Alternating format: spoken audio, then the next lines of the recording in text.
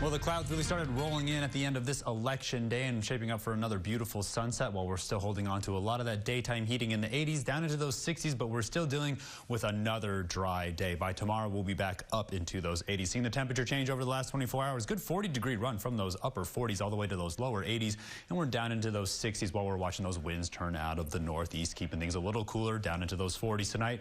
Like we said, 60s in San Angelo, everybody else already in those 50s, if not those lower 60s with us, and we're looking at the cooling off going on right now. On this election night, we're seeing a good temperature spread of about 7 degrees, 55, 54 down there to the southwest, and then again still holding on to those 60s up to the north, 67 there in Mertzen right now. That's our hot spot. Now we're looking at how dry things have been over the last couple of days, if not the last week. By tomorrow, we could see a good opportunity for some rain shower activity moving in around lunchtime. Right now, dew points have nearly quadrupled over the last couple hours, while those dew points have gone way above the freezing mark up into those 30s and those 40s. Right now, we're looking at the upper level pattern as it continues to move in from the west, from California. That's where we're going to see a lot of this moisture make its way across the Sierra Madres into our region, and that's where we're going to see a lot of that moist air really collide with some of this cold, dry air that we've been seeing. That moisture exchange really going to pull it up from the south, and you're going to see that stark delineation of that dry line really target parts of Louisiana, Mississippi as it pushes off to the east towards the end of this week. And right behind it, we'll watch a lot of that clear air pushes back down into those 60s.